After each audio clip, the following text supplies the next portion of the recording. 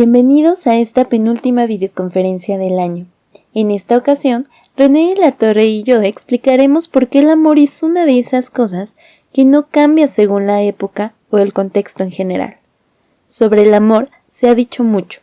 La palabra se usa en tanto y en tantos sentidos que es difícil para algunas personas definirlo el día de hoy. Sin embargo, es parte de la naturaleza humana. Por lo tanto, la búsqueda del amor es algo que acompaña al humano mismo. Existe el amor entre padres e hijos o hermanos, y el amor entre amigos, pero hoy nos enfocaremos en el amor entre un hombre y una mujer. Por favor, escríbenos tus preguntas en los comentarios. Una de las grandes características de la cultura de nuestra era es el acento que ponen sobre el individuo y sus correspondientes libertades. Se propagan con paso veloz diversas ideas que dan impulso al sujeto para tripular su vida, de modo que en ella no falte el goce que le pueden proporcionar sus decisiones una vez que han sido purgadas de la intromisión de otros. Una encarecida búsqueda por la libertad ha permeado en lo más profundo de nuestra colectividad. Una búsqueda que dicta que cada cual se proponga seguir aquello que más le conviene, en función de sus gustos y preferencias, y así, al final, pueda erigirse en el jerarca absoluto de su existencia singular. Cierto es que el individuo adquiere determinada conciencia de su papel único en el mundo. Sin embargo, también sucede que esa perspectiva le hace tomar una mayor distancia de sus semejantes. En un ambiente forjado, o mejor sería decir debilitado, por ese carácter, resulta inevitable preguntarse ¿cuál es el lugar que queda para el amor? Cabe, de hecho, cuestionarse en primer lugar qué se entiende ahora con esa palabra. No podríamos nosotros, y quizá nadie podría, poner en tela de juicio ese deseo que habita en todos los seres humanos y que nos empuja a eludir la soledad. Difícilmente podríamos dudar de la existencia de ese algo en nuestra conciencia que nos invita incansablemente a buscar la compañía de otros, la compenetración, y más aún, la unidad a través de los vínculos que estrechamos con ellos. Hablamos de la misma configuración interior que nos permite sentir agrado, empatía, ternura, solidaridad. Es la misma cosa que nos lleva a enamorarnos, a buscar pareja y a querer perpetuar lo que nos une a esa persona. Puede decirse con mayor precisión que uno busca perpetuarse en esa persona al tiempo que ésta se perpetúa también en uno. Todas estas experiencias que son profundamente emotivas y también diversas, giran en derredor de una sola idea: el amor.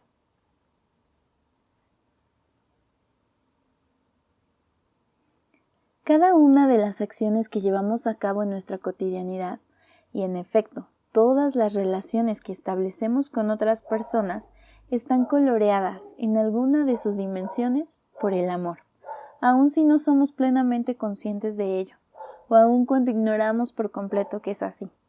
Pero tener el amor inscrito en nuestra naturaleza como una fuerza que nos atrae hacia sí, no es lo mismo que entender bien qué es el amor, y tampoco equivale a saber cuáles son los medios adecuados para llegar a él. Puedo saber que del otro lado de la bruma que se cierne sobre el violento río, hay un resplandor que deseo alcanzar. Pero si decido atravesarlo nadando, sin el auxilio de un flotador o de una embarcación, lo más probable es que la vehemencia del agua me aleje cada vez más de mi destino, cuando no me arrastra mi muerte. Con el amor sucede lo mismo, podemos darnos cuenta todos, incluso si esto resulta apenas perceptible, de que aspiramos a un objeto ubicado en el pináculo de los bienes y que colma toda nuestra persona. Pero para dar el salto hacia el objeto amado y hacia el amor mismo es necesario conocer mínimamente lo que es el amor, para distinguirlo de lo que no lo es. Proceder sin este conocimiento nos traería una serie de equívocos que pueden terminar en la degradación de la persona amada o de nosotros mismos.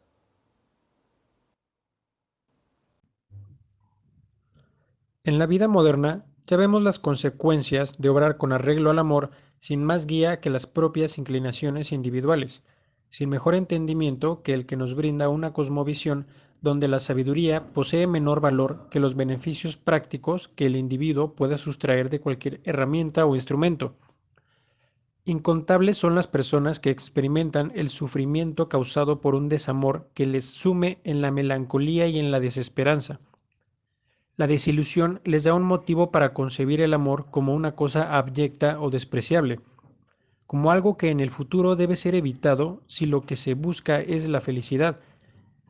De ahí que en estos tiempos se prefiere la fugacidad antes que la duración, la variedad antes que la exclusividad, la diversidad antes que la unidad, la indiferencia antes que el cuidado, el yo antes que el nosotros.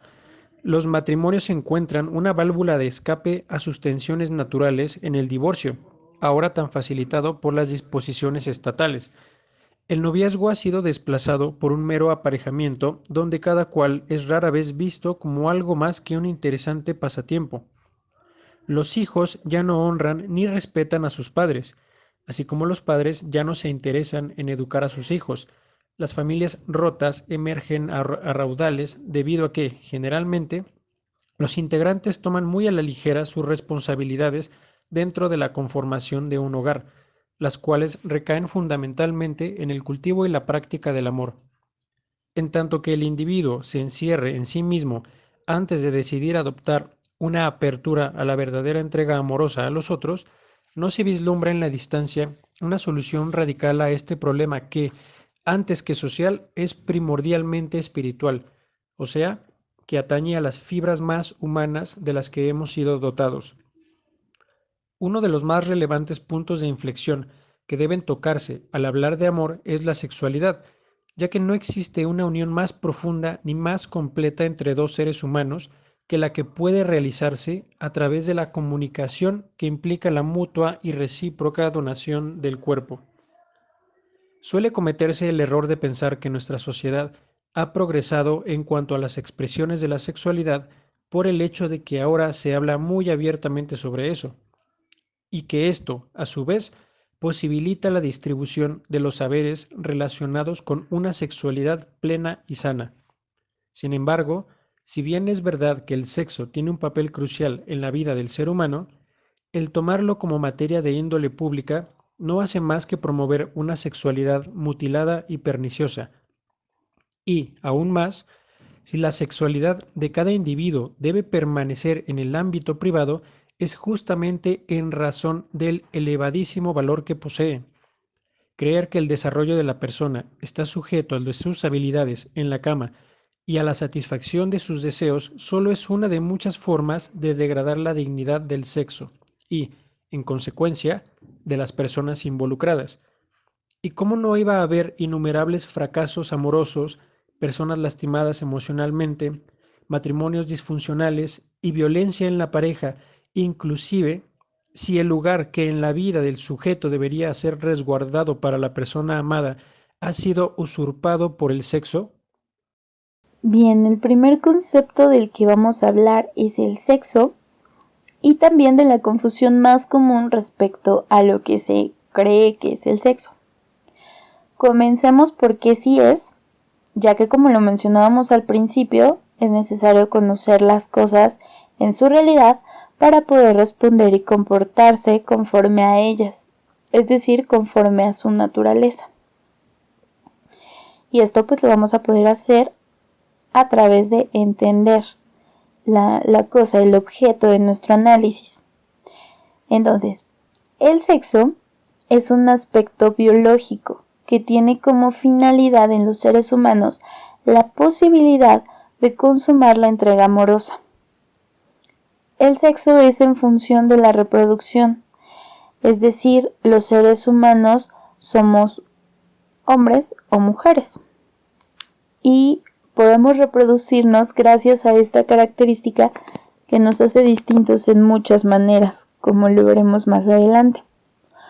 Actualmente existe la confusión respecto a que el sexo es también el acto de la cópula. Esta confusión se debe a que en el acto de la cópula se involucra el intercambio de caricias y de interacción genital, lo cual trae placer y efectivamente se relaciona con este aspecto biológico. Pero el placer que se produce al haber tal interacción solo es un elemento de la reproducción, la cual, por cierto, sí es parte de este aspecto biológico, que es el ser hombre o ser mujer, para en función de eso pues puede reproducirse. El problema de esta confusión es que en realidad se está reduciendo la naturaleza del sexo y por lo tanto también su fin, el cual, como lo mencionaba al principio, pues es la unión amorosa para la procreación humana. Para ello también es importante resaltar que la totalidad de la experiencia sexual humana no se reduce al coito, ya que es un medio para la entrega amorosa, pues si no hay amor, simple y sencillamente pierde por completo su sentido. Por otra parte, si el sexo se ve como un fin, pues entonces se está degradando a la totalidad de la persona. ¿Esto por qué? Porque si se está viendo a un ser humano en función del placer o de la interacción genital principalmente que puedo tener con esa persona, entonces se está reduciendo a ese ser humano a únicamente ese aspecto y se está dejando fuera pues lo que es en sí, pensamientos, sentimientos, ilusiones, pues sus ideas, lo que involucra la totalidad de su persona. Y asimismo, quien hace eso también se está reduciendo, porque un ser humano que desarrolla sus facultades para reconocer al otro, para conocerlo, pues no degradaría a un semejante. Entonces hay una reducción porque se está pensando únicamente como instrumento para generar, para experimentar placer.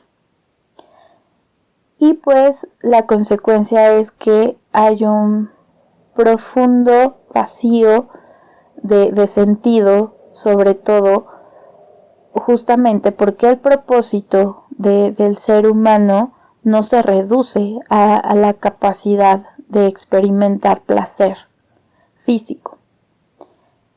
Entonces, si el acto sexual se reduce a un fin para obtener placer, se pierde el propósito que tiene en el desarrollo humano, como lo es el procrear, como lo es el unirse a la persona amada. Además, pues esto explica la pérdida de sentido de vida, como ya lo veíamos, y de la propia dignidad humana incluso. No solo de quien así lo piensa y de quien así lo ejecuta en sus acciones, sino también de los otros. Es decir, si yo a mí como ser humano no me reconozco con dignidad humana por el simple hecho de ser humana, pues tampoco voy a reconocerlo en los otros. Y estas características pues es muy común entre quienes parten de estas ideas erróneas, que además pues tienen relaciones profundamente destructivas que se derivan pues de estas decisiones y la condición que les trae como consecuencia pues lógicamente es de profunda soledad y vacío. Por último, pues es importante recalcar que al hablar de sexo se hace referencia a las facultades reproductivas. De ninguna manera es lo mismo que sexualidad. He ahí pues la importancia de hacer esta distinción.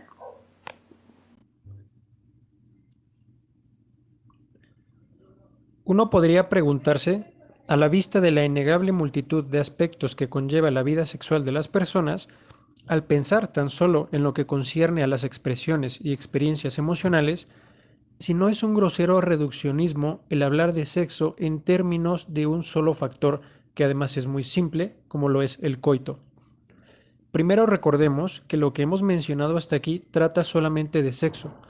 Responderíamos entonces que, al contrario, no hay que reducir la totalidad de la experiencia sexual humana al puro sexo, al puro coito.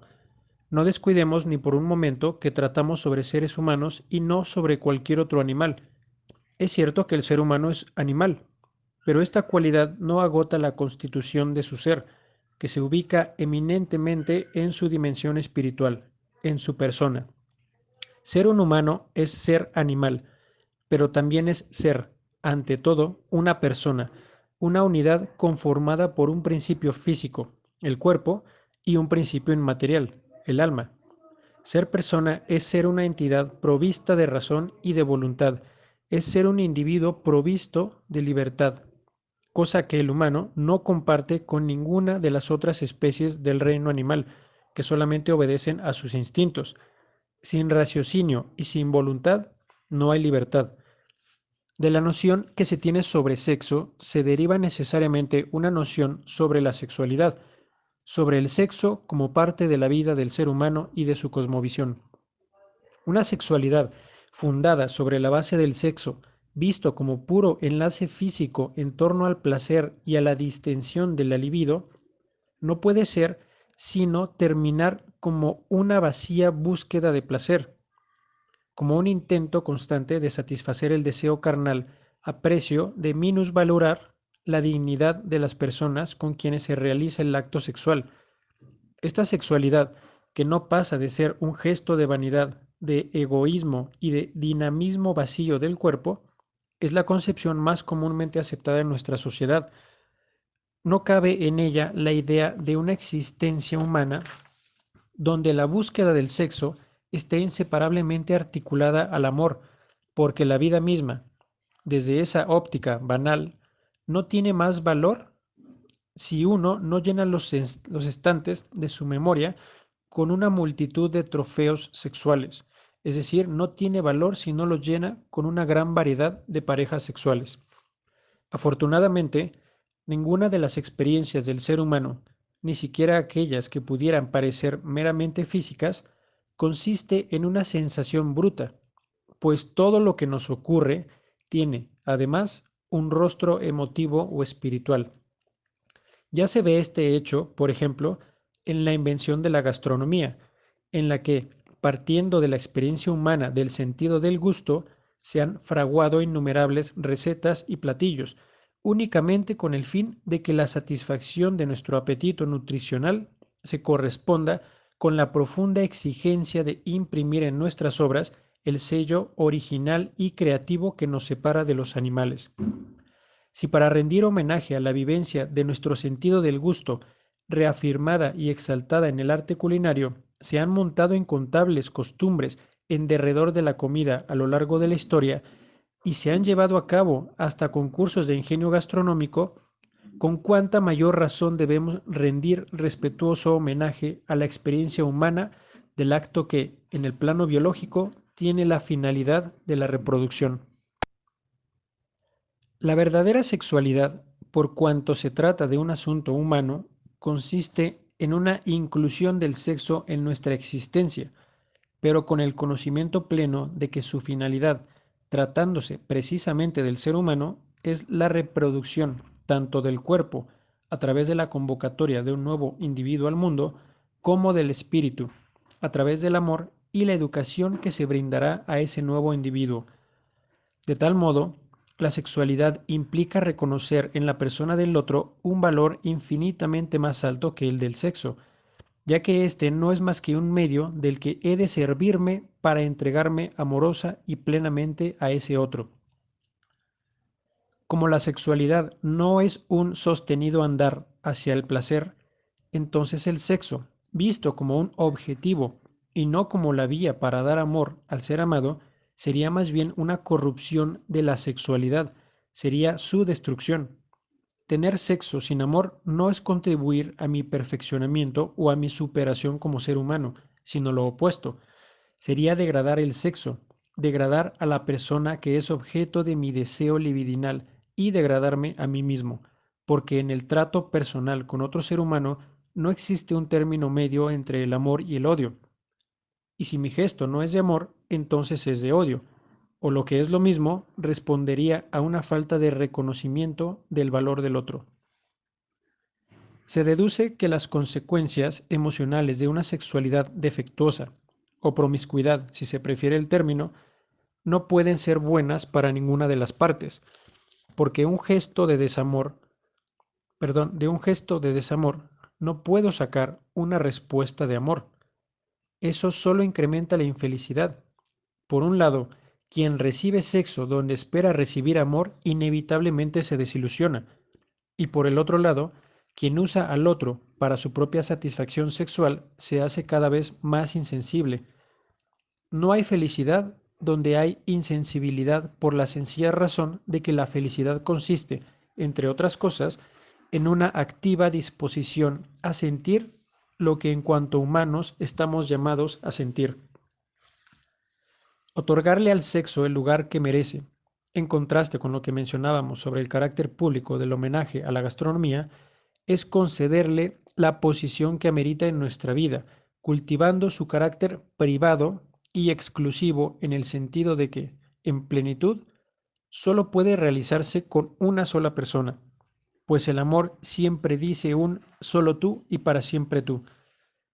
Rendir homenaje al sexo es entregarse mediante el cuerpo solo a aquella persona con quien deseamos hacernos uno. Es dedicar cada caricia, cada roce, cada abrazo, cada beso a la persona y no al acto, a la eternidad del amor y no a la consecución pasajera de un orgasmo. Se entiende que la responsabilidad sexual no recae en lo que se hace durante o después del acto sexual, cosas tales como la selección de una entre tantas alternativas dentro de la constelación de métodos anticonceptivos. La verdadera responsabilidad sexual se diligencia antes del acto sexual, cuando se elige bien con quién uno se acuesta, con el respectivo conocimiento de que ese otro es un ser humano que posee una dignidad independiente de mis caprichos. Responsabilidad sexual es entender que ningún método anticonceptivo nos da la certeza de evitar un embarazo. Es entender que el coito tiene por término natural la concepción de una nueva vida y que, por lo tanto, si acaece el embarazo, es decir, si sucede el embarazo, se adquiere la nueva responsabilidad de preservar y proteger al individuo en gestación, por lo que quitarle la vida sería la mayor de las irresponsabilidades y el más grande de los gestos de odio y desamor. Y bien, una vez que ya hablamos respecto a la naturaleza de la sexualidad y cómo es que tiene un propósito que se integra en la totalidad de la persona, pues para que ésta alcance su realización, podemos señalar este propósito al que la sexualidad bien dirigida nos conduce. Bueno, ¿qué es el matrimonio? Pues es el fin del hecho de la sexualidad en el ser humano. Es un compromiso de amor entre un hombre y una mujer que consiste en garantizar la preservación del ser humano tanto en su dimensión física como en su dimensión espiritual. Cuando hablamos de su dimensión espiritual nos referimos a aquella en la que está contenida justamente la capacidad para amar. Bueno, ¿y por qué podemos afirmar que es objetivo de la sexualidad el matrimonio? Pues porque la sexualidad tiene la finalidad de incluir en nuestra vida el sexo con el propósito de darnos en una entrega amorosa a una persona exclusivamente y además de manera indisoluble. Entonces, pues nos estamos refiriendo al matrimonio. Esta promesa de unidad tiene características muy particulares para que se dé, para que pueda florecer. Y es que cuanto más libre se es, pues más capacitado se está para unirse en esta magnitud. Veamos por qué este amor es totalmente gratuito. Porque como lo veíamos al principio, pues no hay amor que se da a través de los vínculos familiares. Pero en este caso no. En este caso no hay ningún vínculo familiar de tipo sanguíneo con la persona que se elige amar. Y si bien en una relación amorosa, en un matrimonio, los esposos son los mejores amigos, pues el amor entre ellos es mucho más elevado que el amor que se le da a un amigo, justo porque la amistad solo es un elemento dentro de toda la serie de elementos que juegan, que se involucran en una relación amorosa de esposos. Y bueno, como lo veíamos en el tema anterior, pues justo la exclusividad es un distintivo. Es decir, no es posible que se pueda generar un amor igual hacia otra persona. Porque entonces ahí habría que preguntarnos más bien por cómo se ha estado llevando ese vínculo, pero no es que en el matrimonio, con estas características, con esta promesa de unidad, para que se dé esa promesa de unidad, pues eso pueda ser posible.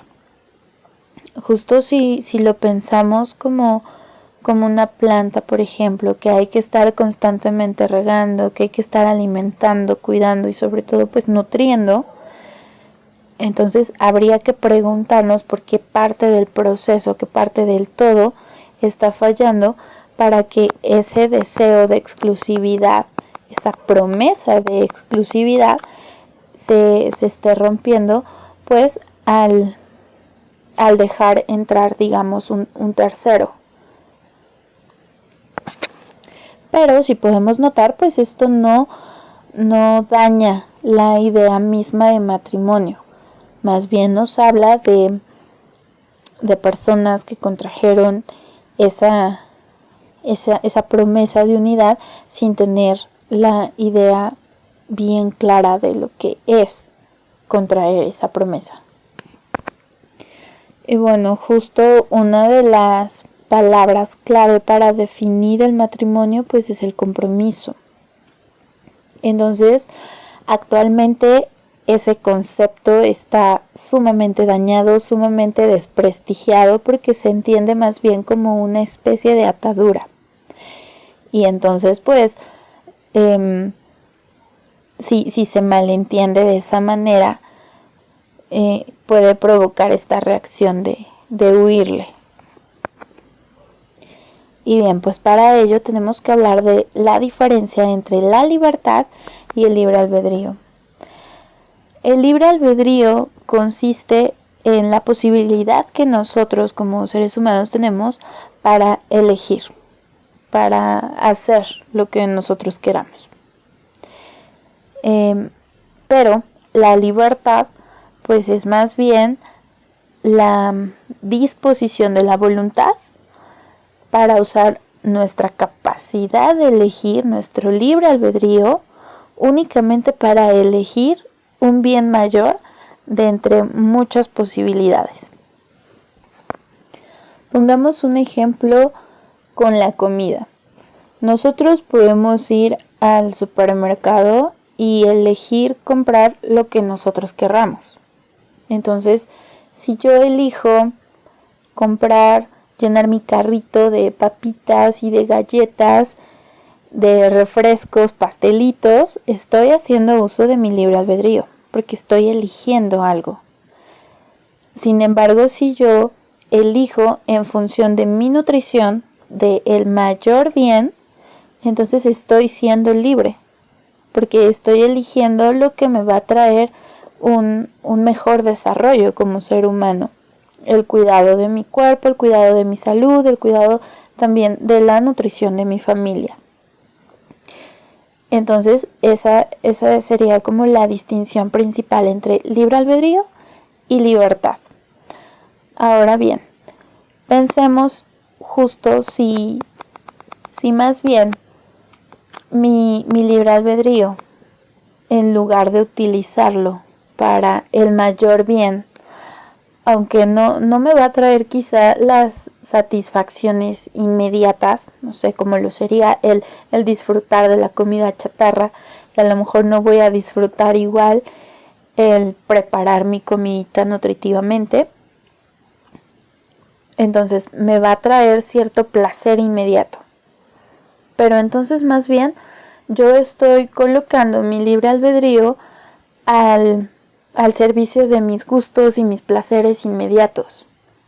Entonces, pues eso no es una cuestión pensada, no es una cuestión que haya sido analizada y que haya sido realmente elegida. Entonces, si es lo opuesto a la libertad, podemos estar hablando de una esclavitud incluso de los placeres, así sean los propios placeres, que además son inmediatos y que a largo plazo pues van a traer consecuencias, que excluyen además los bienes mayores, como lo sería la nutrición, por ejemplo.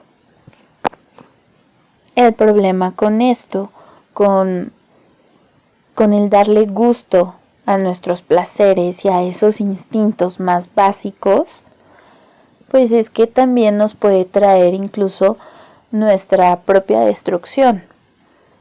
Pensemos precisamente en las consecuencias que me va a traer eso, pues simplemente en algún momento, si yo continúo haciendo eso, pues me voy a enfermar. Y las consecuencias de esa enfermedad pues pueden ser bastante graves, justo hasta el punto de destruirme, de destruir mi salud. Por ello podemos afirmar entonces que el compromiso no restringe la libertad, sino que más bien la hace más plena. Y el compromiso, contrario a la idea general muy común que se tiene, no es una atadura, sino más bien es el cumplimiento de una promesa que nos hacemos a nosotros mismos y a través, porque estamos convencidos que es lo mejor.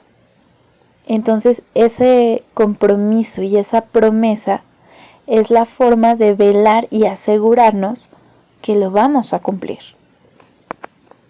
De manera que todo gran proyecto, toda gran decisión que nosotros tomemos, pues requiere el comprometernos con esa decisión. Si es algo que implica un valor en sí mismo, que es algo que nos va, con el que identificamos un bien, pues necesitamos ese compromiso. Ahora bien, entonces, ¿qué significa el compromiso en el matrimonio? Es un compromiso por no faltar nunca a la entrega constante, permanente del amor, de sí mismo hacia la otra persona, hacia esa constante actividad de la razón y la voluntad para entregarnos amorosamente. No es igual de ninguna manera a tener una actitud pasiva, como si el compromiso por sí solo fuera, digamos, hacer que resultara la relación como se espera, como se debe. En este caso la relación, el matrimonio, que implica la constante donación de sí mismo, el amar al otro, pues no es algo que se va a dar simplemente por haber contraído matrimonio, sino más bien ese es el signo de que efectivamente ambos tienen el compromiso de velar por ese vínculo que han ido construyendo y que en el matrimonio están llevando a plenitud porque quieren hacerlo permanente, porque quieren hacerlo indisoluble. Entonces, no es una cuestión pasiva, porque precisamente si las cosas se descuidan, pues entonces van a terminar por dañarse, por destruirse, como lo hablábamos hace un momento. El vínculo, desde luego que si no se cuida, si no se protege constantemente como una plantita, pues claro que el vínculo se puede dañar. El vínculo entre dos personas, pero no es porque el significado del matrimonio o del amor mismo cambie, sino justamente por no velar por esta relación tan especial, por esta promesa en el que ambos, el hombre y la mujer, se comprometen a mantener vivo el deseo de la mutua entrega en amor y del crecimiento armonioso de cada uno. Y bueno, una vez que hemos hablado de lo que sí es el matrimonio, una vez que lo hemos expuesto, que hemos expuesto la naturaleza de esa promesa para mantener vivo el deseo de la mutua entrega en amor y de la prosperidad armoniosa de cada uno de los integrantes, pues es importante ver que no es, como ya lo hemos mencionado, en las ideas está el origen de las conductas y actitudes que tomamos en el mundo. Entonces, si estas ideas son falsas, nuestro comportamiento no va a ser conforme a la realidad. De manera que debemos preguntarnos respecto a las creencias más comunes en torno al matrimonio, porque lo más probable es que nosotros también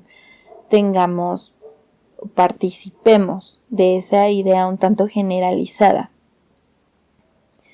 Y bueno, el compromiso de la mutua entrega amorosa, es decir, el matrimonio, no se reduce a la firma de un papel, por ejemplo, que tiene más bien que ver con una cuestión jurídica y con la protección del Estado o el aval del Estado.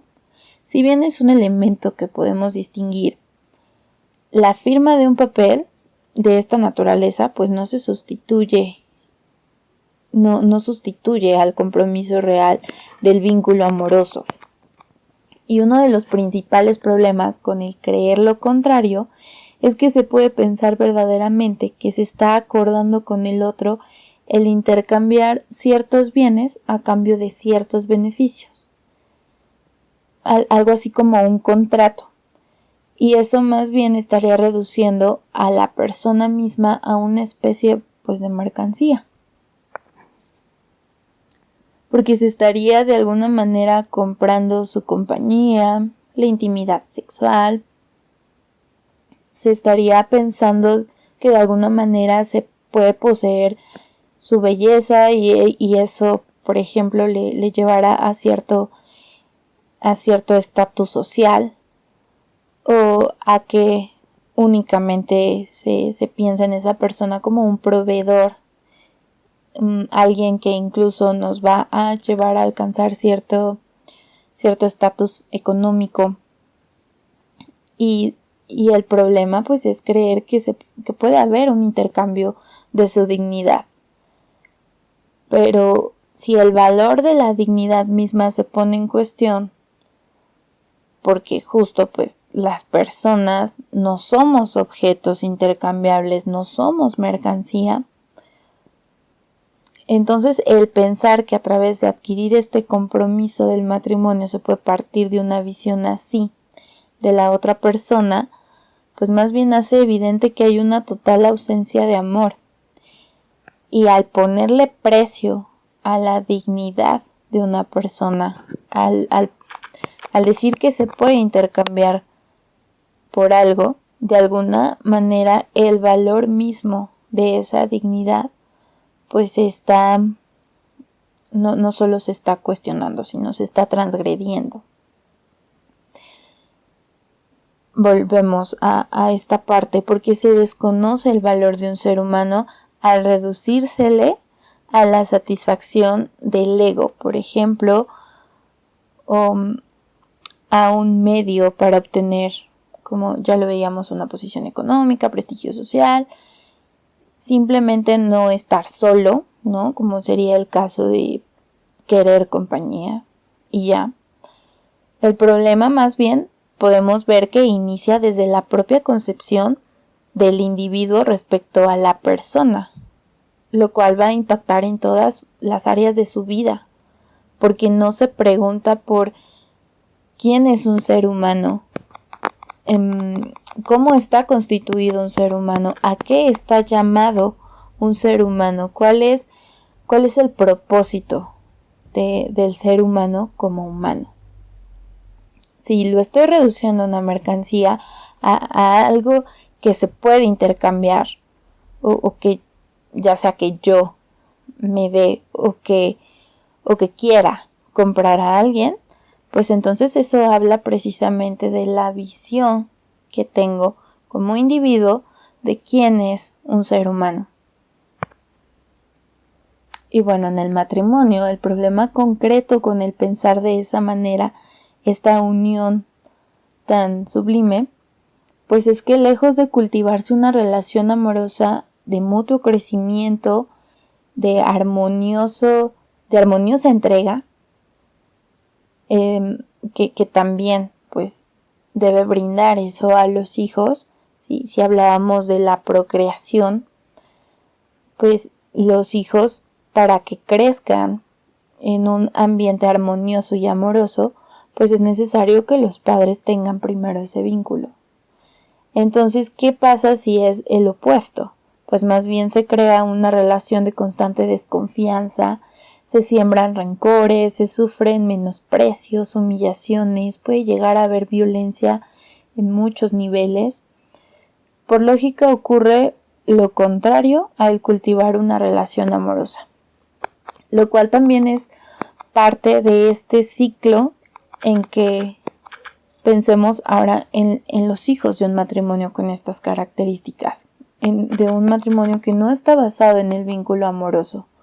Entonces, esos hijos van a creer que el problema es el matrimonio, que la unión amorosa no existe porque no lo vieron, porque no vivieron así, no crecieron en ella.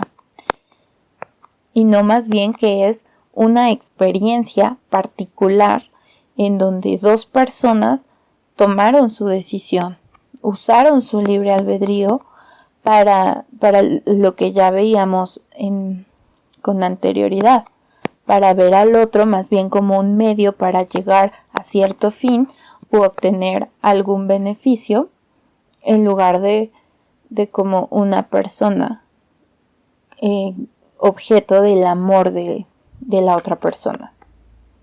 Entonces, si bien se puede dar esta creencia en los hijos, pues la cuestión es cómo se condujeron las personas responsables de ese matrimonio.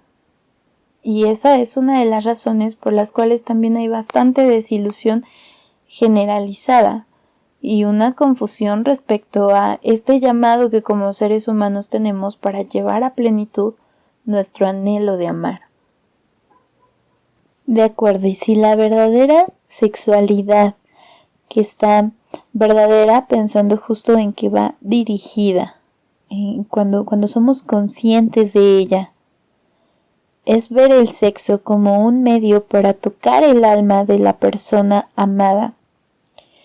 Y el fin de la sexualidad es el matrimonio, entendiendo como matrimonio esa promesa de unirse al ser amado y elegir constantemente, permanentemente, dirigir todos sus esfuerzos de ambos hacia el desarrollo mutuo. Entonces, pues también es necesario hablar de cómo se da esa transición, de cómo es que hay también etapas para que eso pueda ocurrir. Y bien, primero es necesario hablar de una idea errónea, que ciertamente es bastante general, muy común, y es que la sabiduría le llega a la persona por medio de la experiencia y únicamente por la experiencia. Esto es un problema porque cada experiencia es interpretada desde concepciones previas, que muchas veces no nos detenemos a analizar cuáles son estas concepciones previas, es decir, cuáles son las ideas de las que yo parto para interpretar el mundo. Si yo no me detengo a hacer este autoanálisis, entonces de ninguna manera puedo asegurar que mis concepciones sean correctas, es decir, sean de acuerdo a la realidad, porque la realidad es una, independientemente de si yo la conozca, crea en ella o no, es una. Entonces es necesario que yo me pregunte cuál es, para que pueda tener la seguridad de que estas concepciones previas con las que yo filtro el mundo y las que me van a permitir pues relacionarme con el mundo, con el otro, conmigo mismo. Y pues esto se logra a través de un trabajo intelectual, es decir, de ejercitar la inteligencia, entendiéndola justamente como la facultad del ser humano para conocer su realidad. Entonces ahora pensémoslo, pues, cuando hay una ausencia de este cuidado, de este cultivo de la facultad de la inteligencia para conocer la realidad y actuar conforme a ella. Pues entonces precisamente se tiene más bien una serie de ideas que no tienen fundamento en la realidad y que por lo tanto están desconectadas, lo cual pues va a producir situaciones catastróficas, porque nos va a dar una perspectiva más bien incoherente, en donde queremos obtener algo, pero no hacemos lo necesario para obtener ese algo. En este caso pensemos en queremos obtener la plenitud como seres humanos, pero no nos desarrollamos como seres humanos para lograr esa plenitud, esa felicidad.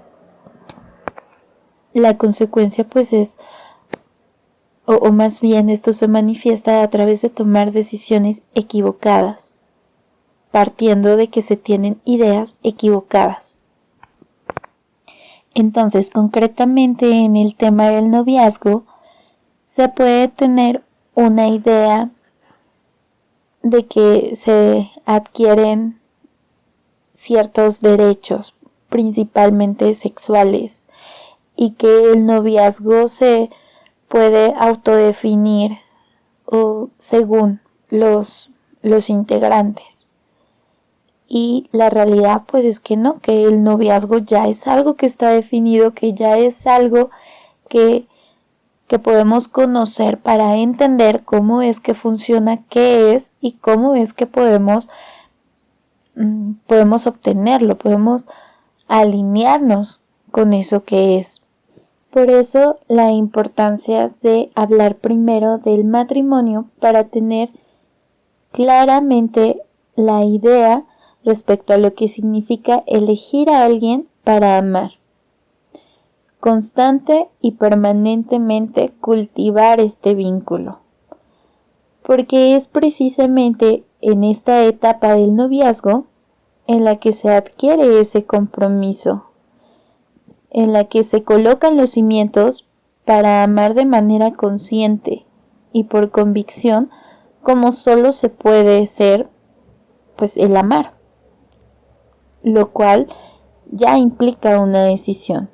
Y para tomar esa decisión pues ya hablamos de que es necesario la libertad y poder identificar justamente el amar como un bien que podemos elegir únicamente si somos libres, únicamente si identificamos como un bien el amar, como todo lo que implica el desarrollarnos como seres humanos para lograr establecer ese vínculo tan profundo tan sublime con el ser amado. Entonces, el noviazgo no se trata, como distorsionadamente se puede llegar a pensar, el hacer ritos típicos, incluso muy comunes en el cine, la televisión y algunas canciones, en el que todo inicia con un coqueteo muy básico, que más bien tiene el objetivo de casar, lo cual ya evidencia que se está entendiendo como un juego animal, por lo tanto se está reduciendo a un ser humano a un animal. Entonces, desde las palabras que utilizamos para definir a lo que nos referimos, pues también dice mucho de cómo es que concebimos precisamente esa idea. Bueno, entonces después de este coqueteo tipo cacería, se pasa por el contacto sexual inmediato y se termina con un periodo en el que se somete a la otra persona a una serie de pruebas arbitrarias con el objetivo de averiguar si esa persona es merecedora o no del amor que en teoría al final tendría que tener. Pero ese amor no se construyó desde el principio. Es decir, si ni siquiera se estaban viendo como personas, como seres humanos, si no se estaba reconociendo en el otro a una persona con dignidad de ser humano y que por lo tanto amerita un trato según su naturaleza, es decir, pues de respeto y de genuino interés por conocer su esencia como persona. Entonces, esta idea pues trae varios problemas consigo, porque acaba por lastimar tanto a quien la practica como a quien se le aplica, porque los habitúa o predispone a tratar a los demás como un medio, como un instrumento para lograr algo. Y esto pues claramente no solo es en cuestión de una pareja, sino que se extiende a todas las personas con quienes se relacione, lo cual explica la pérdida de autoestima tan común en quienes comparten estas ideas erróneas, además de las relaciones tóxicas que se derivan de esas decisiones y pues la condición que les terminará por proveer. Bueno, y justamente siguiendo con este punto en el que señalábamos el problema de partir de ideas equivocadas, como lo es que la experiencia por sí sola nos va a traer algún tipo de sabiduría,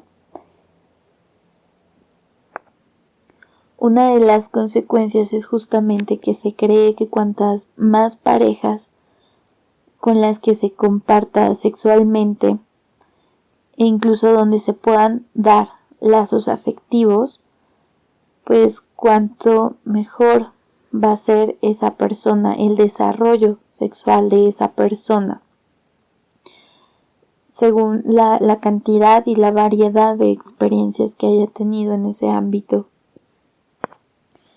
Y también, como lo veíamos, la forma en la que nos referimos a ciertas situaciones dice mucho de cómo es que las pensamos, de cuáles son las ideas que tenemos respecto a esa situación. Por ejemplo, ¿cuál es la diferencia entre un noviazgo y una relación de pareja? Bueno, pues principalmente la relación de pareja consiste en los permisos sexuales y a un vago y muy flexible compromiso de fidelidad. Incluso podemos escuchar en conversaciones muy cotidianas justo que se les nombra a este tipo de relaciones, pues se les dice incluso como tener ganado, ¿no? Nuevamente haciendo referencia a que se está hablando de animales y no de personas. Pero entonces si yo me refiero así a otros, aunque yo me refiera a mí misma o a mí mismo diferente, al final de cuentas estoy equiparándome a eso. ¿Por qué? Porque los otros son un semejante. Entonces, si en un semejante yo no reconozco a un ser humano, pues quiere decir que yo no me identifico de esa manera. Y justo lo que veíamos, el problema de no hacer esto es que anhelamos felicidad, anhelamos la plenitud como seres humanos sin conocer lo que es un ser humano y cómo es que se debe desarrollar. Entonces es una contradicción total que trae pues bastantes consecuencias.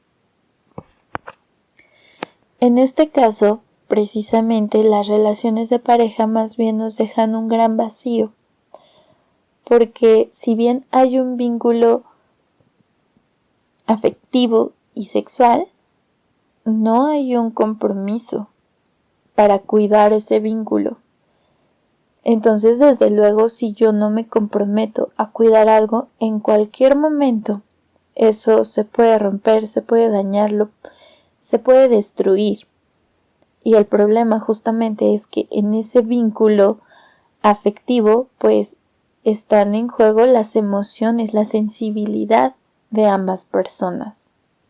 Y entonces, si además no hay un compromiso por parte de ambos para cuidar las emociones del otro, pensando justamente en que no es algo desechable, pues entonces se puede dañar a uno más que al otro. Y justo aquí viene otro problema. Si veíamos que el compromiso es una de las características de alguien que ha decidido amar, de dos personas que adquieren ese mutuo compromiso para unirse de tal manera que sea el amor el que esté sosteniendo esa relación, que esa relación sea de amor. Entonces la carencia de compromiso, pues lógicamente va a llevar a una mutua destrucción, a múltiples desilusiones, básicamente a ir de desilusión en desilusión. Porque justamente se ve a la pareja como alguien reemplazable. Entonces, si bien lo veíamos, la formalidad, el referirnos propiamente a un compromiso, en este caso, al construir las bases de ese compromiso en el noviazgo, por sí solo no trae a la relación todos los elementos que se tienen que desarrollar y que se tienen que cultivar. Si se carece de este compromiso es como querer construir algo sin piso. Y simplemente si no hay ese compromiso es porque ni siquiera se quiere construir eso. Entonces, más bien este vínculo afectivo sexual pues es sumamente débil y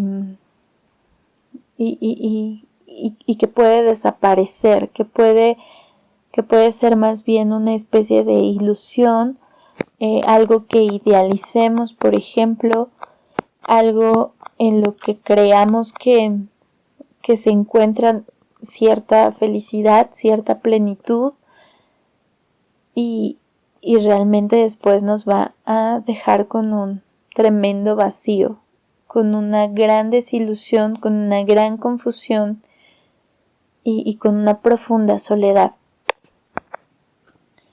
Y bueno, si las pasiones y el deseo sexual en particular son impulsos que tienen una función específica que apunta a nuestro desarrollo como seres humanos, pues esa condición de que nosotros las dominemos apropiadamente. Por ejemplo, las ganas de comer pues deben orientarse a la sana alimentación. El deseo por el descanso pues a lo que conlleva a lo proporcional, haber gastado nuestras fuerzas, pues necesitamos recuperarnos y descansar. El impulso, este desbordamiento de energía justamente al ejercitarnos, por ejemplo. Y al deseo sexual, por su parte, a la reproducción y a la entrega amorosa. Y así respectivamente en todos y cada uno de nuestros apetitos. Pero cuando no los controlamos, entonces más bien ellos nos controlan a nosotros. Y es ahí cuando podemos hablar incluso de esclavitud, lo que mencionábamos en cuanto al libre albedrío. Si nos usamos a nosotros mismos más bien para darle cumplimiento a nuestros placeres, pues entonces nosotros mismos nos estamos usando como un medio, nos estamos reduciendo a eso, a ser un instrumento. ¿Y cuál va a ser la consecuencia? Pues un vacío, un sinsentido. Porque justamente nuestra capacidad emotiva, nuestra capacidad para amar, para sentir, para anhelar, para ilusionarnos, para desear, para ser cariñosos, para acercarnos al otro, pues no está hecha para ser no exclusiva. Solamente para una persona que hayamos elegido, con quien hayamos llegado a ese acuerdo de comprometernos a cuidar lo que sentimos, porque nos estamos entregando a nosotros mismos. Entonces es necesario saber que el otro nos va a cuidar y que nosotros vamos a cuidar al otro. Entonces el tener una idea distorsionada de que la variedad y la cantidad es lo valioso en cuanto a la forma en la que nos relacionamos sexualmente, pues es sumamente autodestructivo, porque entonces no va a haber lazos afectivos profundos, no va a haber vínculos profundos con otros. Si también pensamos que el sexo es lo que nos va a dar esa plenitud, pues hay un gran error que igualmente trae consecuencias, y es justamente ese vacío como consecuencia de que el sexo es un medio para llegar a un fin que se ha construido previamente. Y entonces, si más bien el sexo es el fin, lejos de que sea la persona y lejos de que sea el objetivo darse a esa persona, amar a esa persona, pues desde luego que falta todo eso y nuestra alma lo siente a través de ese vacío de sentido, de esa profunda soledad, la cual justamente se puede reflejar pues en acciones y actitudes incluso masivas, a través, por ejemplo, de letras musicales que hablan en contra, por ejemplo, de los hombres de cierto estilo, o de las mujeres que se comportan de cierta manera. Incluso se puede llegar a generalizar que todas las mujeres son así o que todos los hombres son así. Entonces caemos en una profunda desilusión que desde luego no va de acorde pues con la realidad. Va de acuerdo con una experiencia o con experiencias que nos llevaron, que dieron como resultado de esas ideas previas que nosotros ya teníamos, que justamente no iban de acorde con la realidad. Entonces podemos ver cómo es que la raíz, digamos, de estos males que podemos detectar es justamente qué pensamos sobre el sexo, qué pensamos sobre la sexualidad, qué pensamos sobre el noviazgo, que pensamos sobre la promiscuidad. La promiscuidad es justamente tener varias parejas sexuales al mismo tiempo y sin ningún tipo de restricción.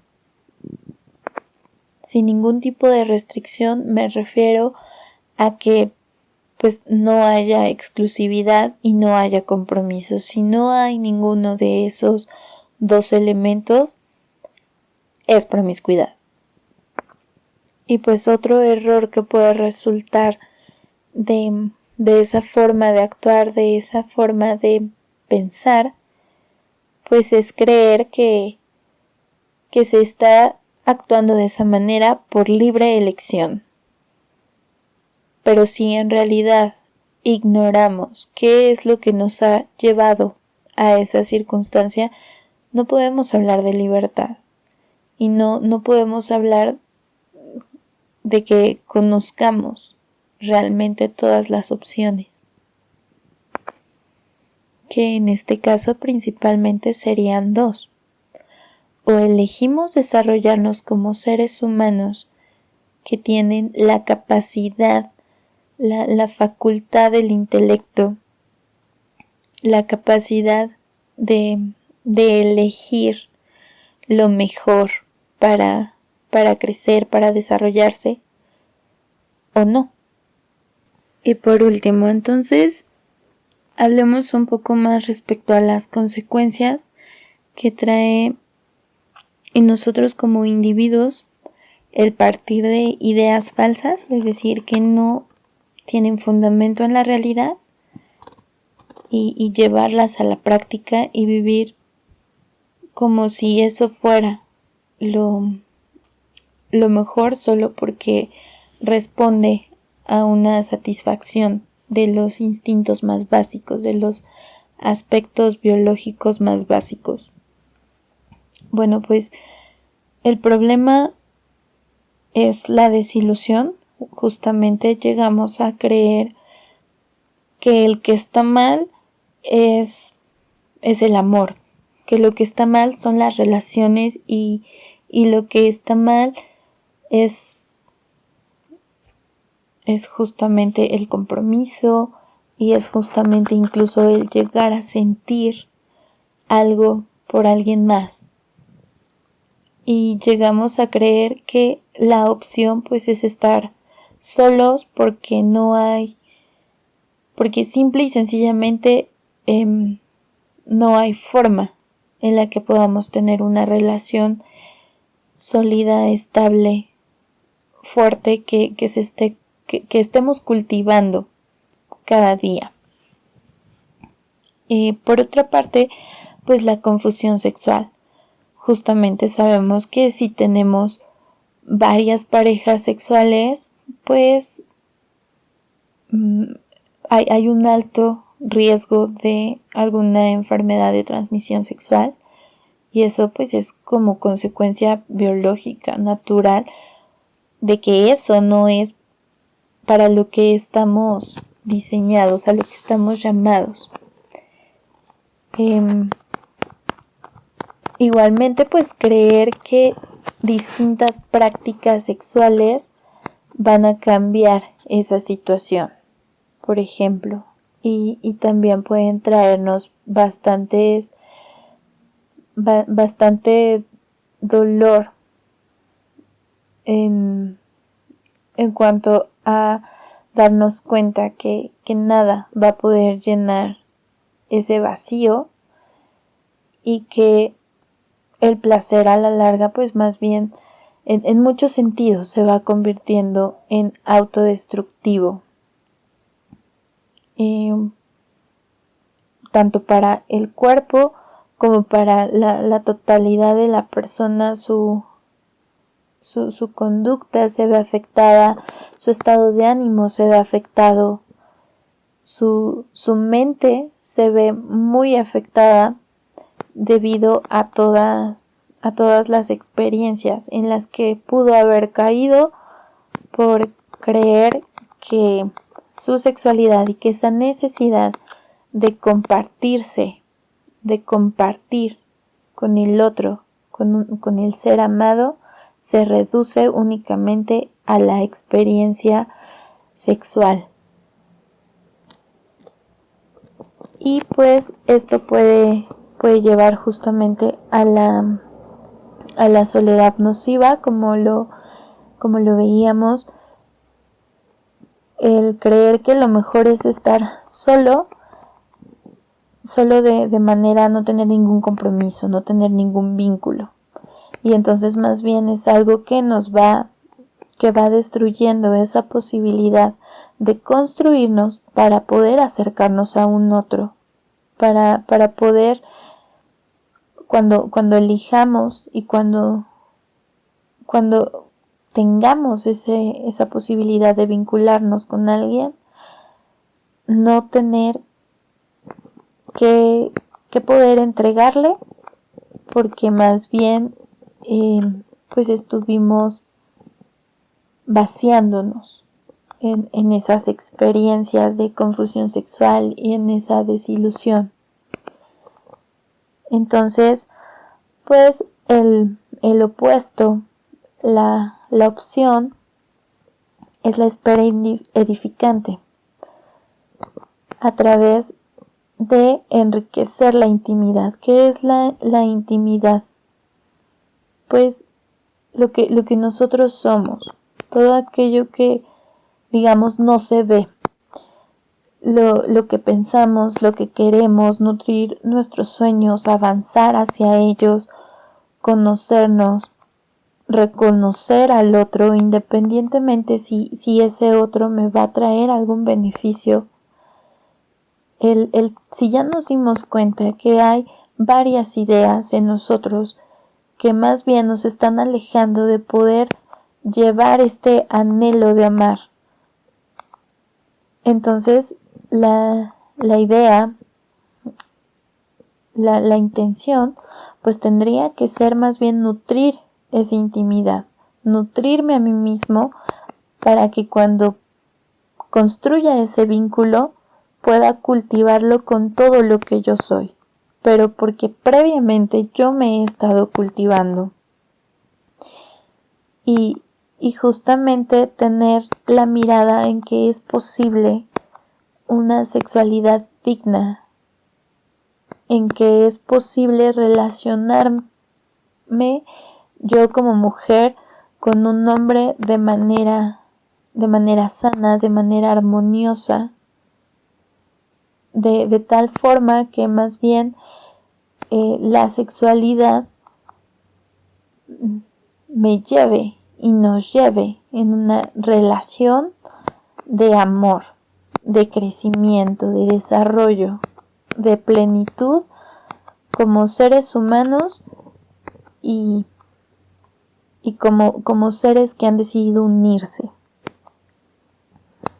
De alguna manera, pues justo sería restituir esa esperanza. Y pues la soledad constructiva.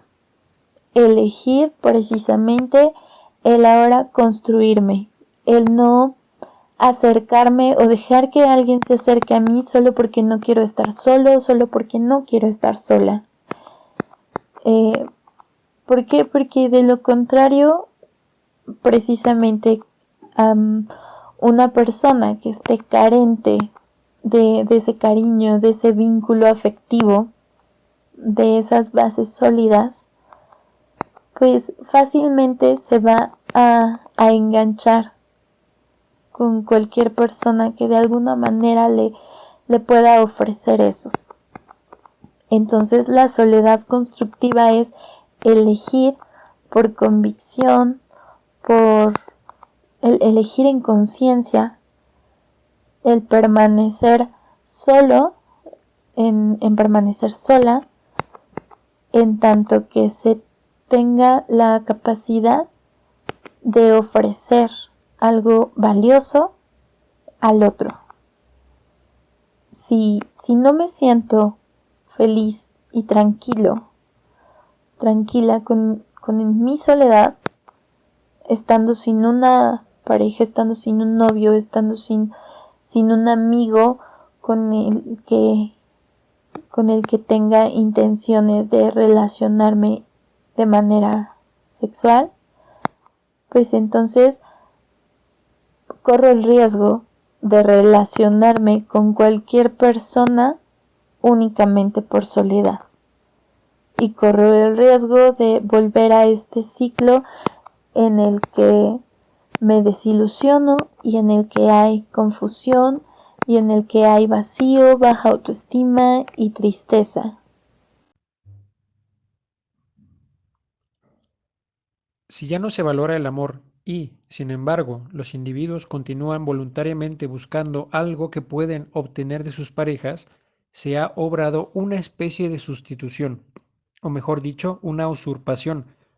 Pero, ¿cuál es el anhelo que se ha colocado en lugar del enternecimiento del amor? No puede ser otro que una nueva forma de idolatría que ha ido en crecimiento ya desde hace muchas décadas, el culto a la pornografía. Ya sugerimos que mientras más creamos en lo falso, menos nos percatamos de lo verdadero, menos miramos la realidad. No hay que pensar que la pornografía se limita a la industria que lleva ese nombre, esa que se encarga de elaborar contenido fotográfico y audiovisual de los desnudos y contactos sexuales más explícitos, sin mencionar su grado de agresividad e impudicia. Lo pornográfico tiene título de propiedad sobre todo el campo de la exhibición del cuerpo desnudo o semidesnudo con fines lucrativos, ideológicos o publicitarios. Sepamos que los anuncios y espectaculares de mujeres en ropa interior o en vestidos provocativos es pornografía, con todo el derecho al nombre.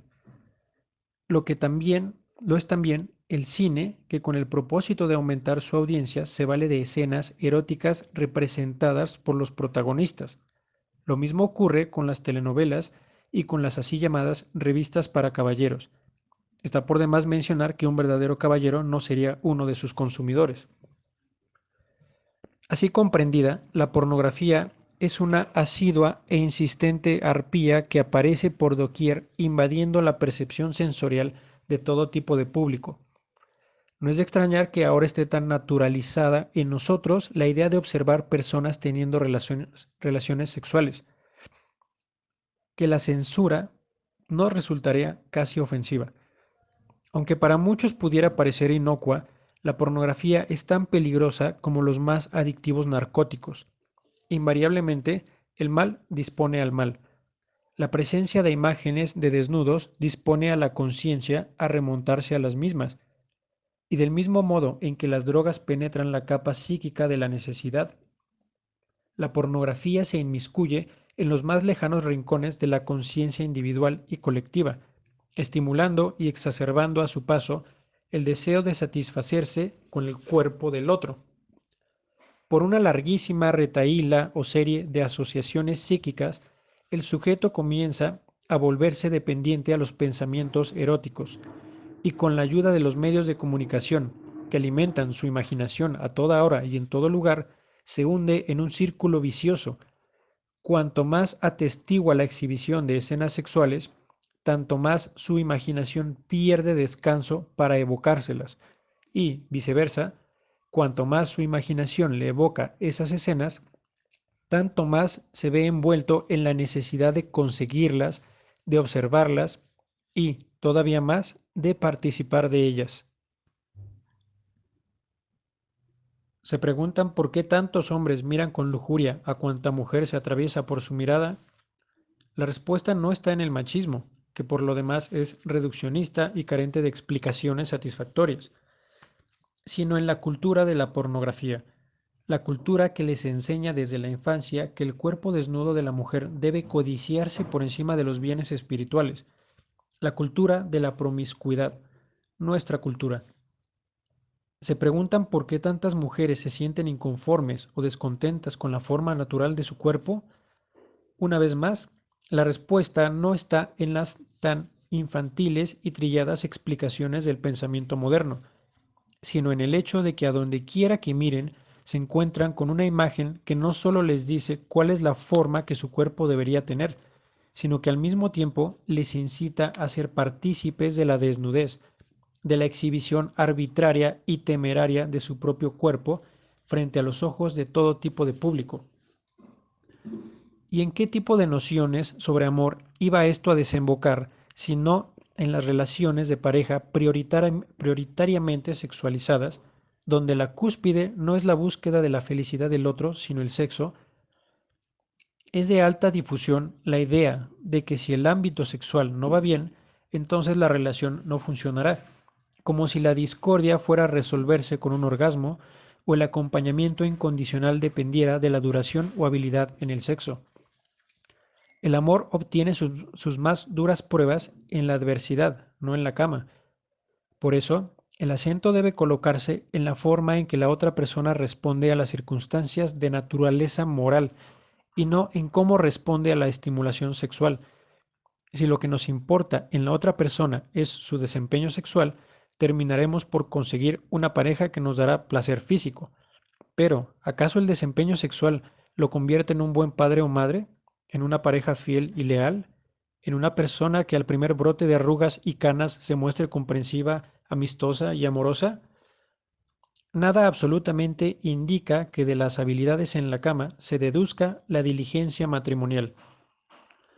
No descartemos el papel del sexo como específico del matrimonio, pero sí como mecanismo de su búsqueda. El matrimonio, que es la consolidación del amor entre dos personas, no se alcanza por la práctica del sexo, sino por la práctica de la mutua caridad. La cultura de la pornografía contribuye al desorden en el plano de los medios y de los fines.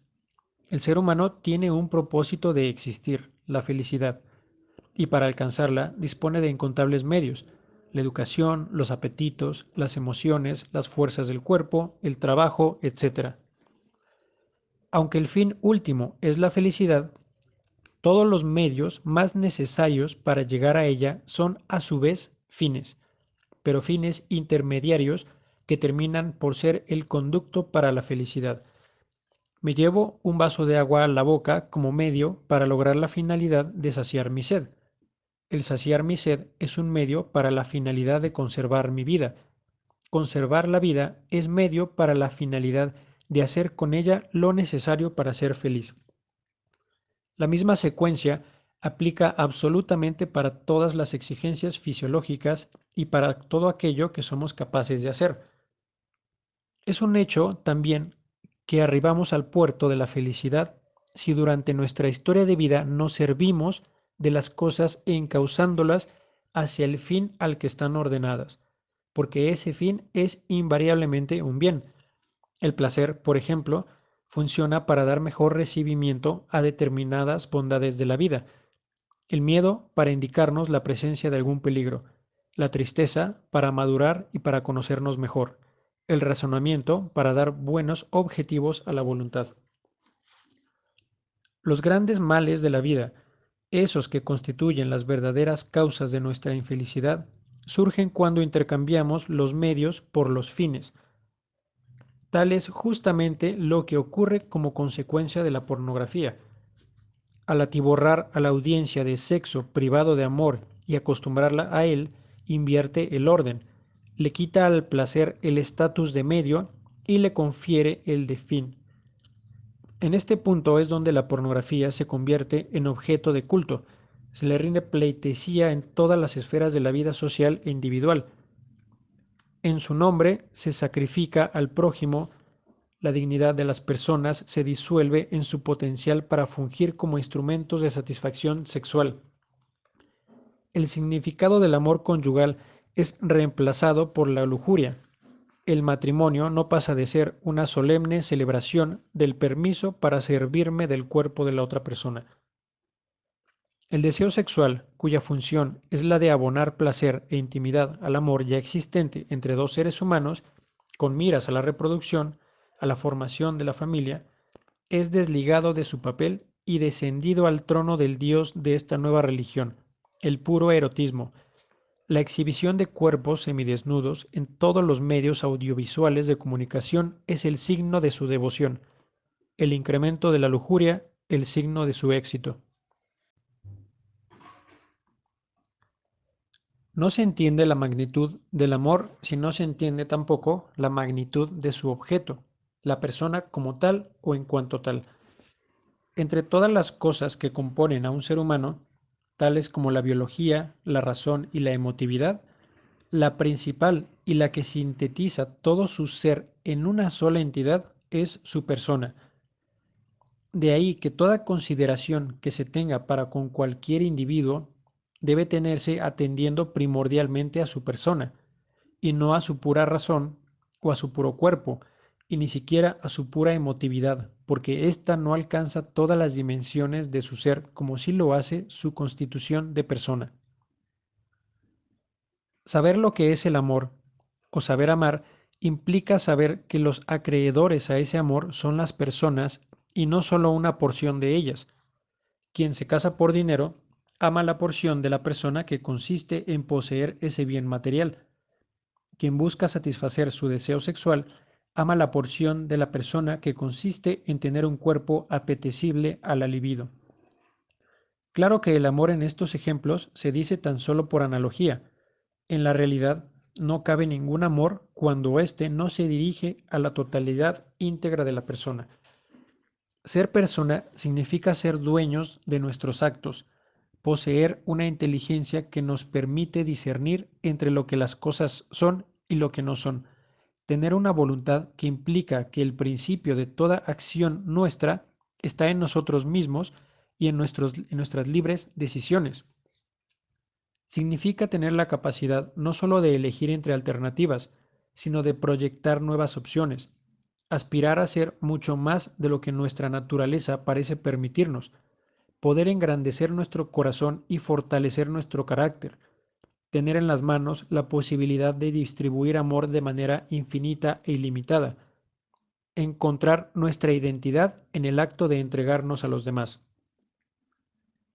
La verdadera realización del ser humano no cabe en la obtención de logros como los bienes materiales, la fama o el reconocimiento. Todo eso no es más que vanidad, lo cual es sinónimo de vacuidad, de vacío. Por ello, quienes alcanzan el éxito en estas áreas todavía experimentan enormes huecos en el alma, sienten una ausencia indeterminada. La persona es el único ser en el universo que se realiza en la voluntaria donación de sí hacia los otros, el único que posee más cuanto más da y pierde más cuanto menos da. La grandeza del amor encuentra uno de sus fundamentos en la altísima e inalienable dignidad contenida en la esencia de la persona. Amar es regalar la propia persona a otro, sin reparos ni minucias. Es un donativo que se concede por el simple goce excelso y consustancial que conlleva la realización misma del amor. Que sea un regalo comporta la calidad de gratuito. No es amor el que espera recompensas o trueques. El comercio de bienes, tratándose de la interacción íntima entre personas, es propio de la falta de amor, no de su manifestación. El amor no se subordina absolutamente a nada, y como su término natural es la persona, se sigue que en el mundo entero no existe nada más valioso que ella. Ni la tecnología, ni el arte, ni la salud, ni la economía, ni el orden social, ni la ciencia, ni la política, ni la patria, ni siquiera el planeta. Si todo ello tiene un valor muy elevado, es precisamente porque se trata del conjunto de condiciones indispensables para el adecuado desarrollo de la persona y no al revés. Muchas ideologías actuales quieren hacernos pensar que la persona es sacrificable en favor de esos bienes. Quien se sacrifica en nombre de la patria o de la sociedad ejecuta un acto de heroísmo, pero dicha cualidad le es otorgada por el amor que su acción dirige hacia las demás personas y no porque su muerte sea un derecho de los demás o una exigencia por parte del ámbito político o jurídico. Nada ni nadie tiene derecho a forzar a otro a amarle, justamente porque el amor es un don, un regalo. Si un niño tiene derecho a un padre y una madre, es porque su valor como persona lo amerita, pues nadie podría brindarle el donativo del amor parental en la misma medida en que pueden hacerlo una madre y un padre amorosos. En una relación de amor entre dos personas que buscan una cierta completitud a través del otro, no hay lugar para tibiezas ni vacilaciones en lo que respecta a la entrega. Si esta no sucede, es porque el propósito de los involucrados diverge del amor y, por tanto, es inferior a él. Estarían engañándose al pensar que, llegado el momento de confirmar el amor del otro, comenzarán a entregarse de verdad. Muchas veces el atractivo que se experimenta hacia el otro no va más allá del apasionamiento por su aspecto físico, sobre el cual se proyecta la ilusión del alma realmente deseada. El noviazgo, en este caso, no iría más lejos de lo que llega el gusto por el rostro o el cuerpo, aun cuando se le quiera forzar a hacerlo. Las confusiones han llegado a tal punto que algunas personas confían en el cuento funesto de que el amor ajeno se consigue por medio de la indiferencia o de la cruel dosificación del amor que se le dedica. La consecuencia se ve en la gran amalgama de parejas o incluso familias disfuncionales y tóxicas. El desconocimiento de todo esto ha propiciado, por efecto del desencanto, que multitud de individuos crean también en la afirmación anticientífica y ampliamente difundida de que las emociones amorosas no son más que un dinamismo de neurotransmisores y hormonas, muy riesgosa cuando se toma como verdadera, pues si bien existe una correspondencia entre los órganos y las afecciones del alma, esta no se reduce de ninguna manera a la fisiología del sujeto, sino que lo desborda como el océano desbordaría una copa de agua. Sostener lo opuesto es propio de una pronunciada ceguera del corazón, sumamente dañina para quien la padece. El amor no está en el cerebro, así como el lenguaje no está en la boca. Por mucho que se diseccione el seso o la lengua, jamás se hallarán ahí rastros de ideas, pensamientos, conceptos, emociones o intenciones. La mentira del amor en el cerebro solo sirve para conceder permisibilidad al egoísta, para quitarle todo fundamento moral que no sea el de su propia gana de hacer o deshacer con los demás a placer. De ahí no se saca nada más que la destrucción de su propia persona, de su humanidad. Se vuelve un discapacitado en el amor y una obstrucción para el logro de su propia felicidad. El amor, además, no es un estado de puro goce. Quien ama no puede menos que sufrir ante la pérdida del ser amado o ante una traición de su parte. Con todo, amar es tan dignificante que vale más que todas las penas que con él se puedan propiciar, y más que cualquier adversidad que haya que enfrentar para conseguirlo.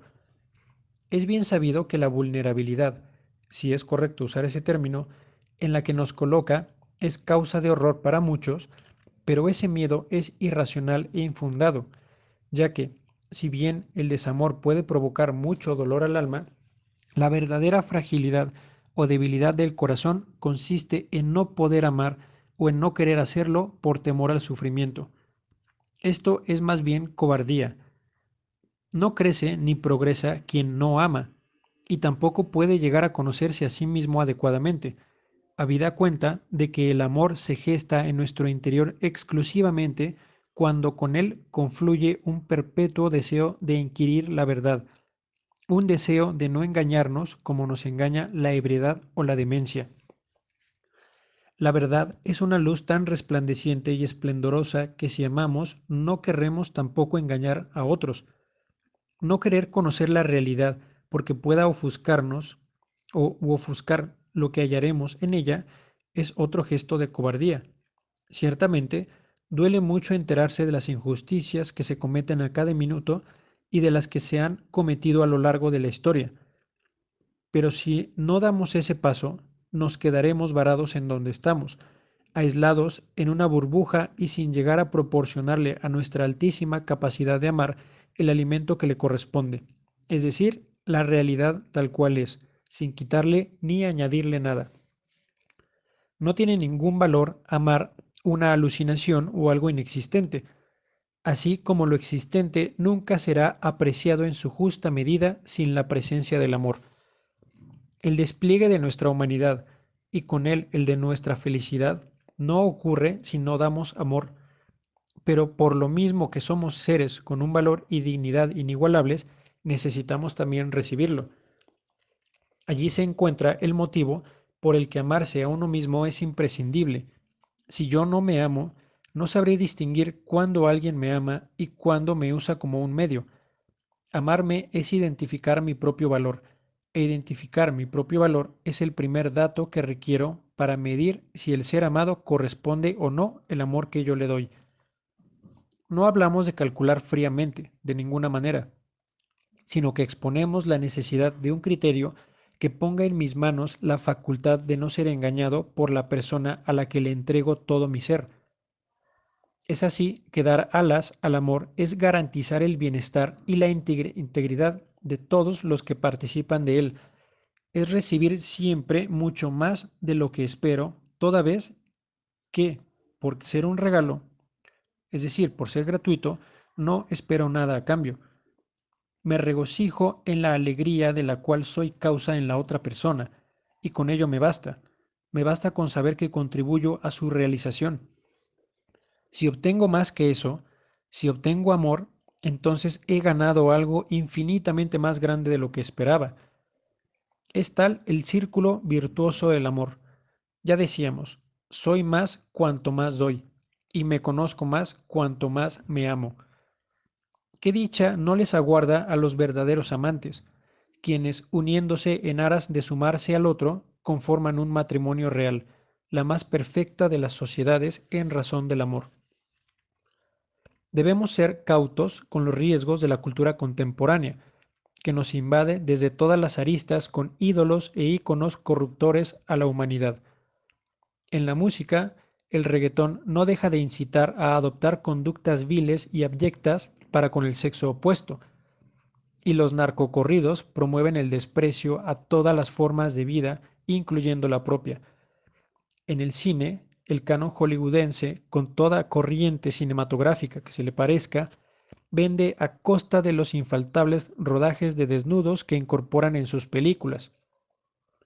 En la televisión, las telenovelas, desprovistas de cualquier sello artístico y de tramas bien razonadas, inculcan la idea de que las relaciones amorosas son sumamente simples, cursis y sobre todo eróticas, con un nivel de irrealidad que roza lo ridículo. Los anuncios publicitarios robustecen la perspectiva de que las personas son objeto de las mecánicas de mercado, que son vendibles y comprables, intercambiables, desechables. En el ámbito laboral, muchos trabajadores mantienen la idea de que su lugar de trabajo funciona como centro de planeación orgiástica, donde a cada mujer de nuevo ingreso se le mira como una oportunidad de obtener carne fresca para la realización de sus más bajas fantasías.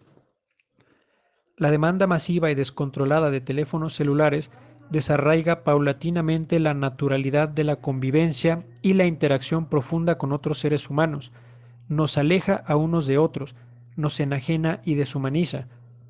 La lujuria se exalta como dueña de nuestros deseos, borrando las posibilidades de tratar a los demás con la dignidad y el respeto que merecen por el solo hecho de haber nacido.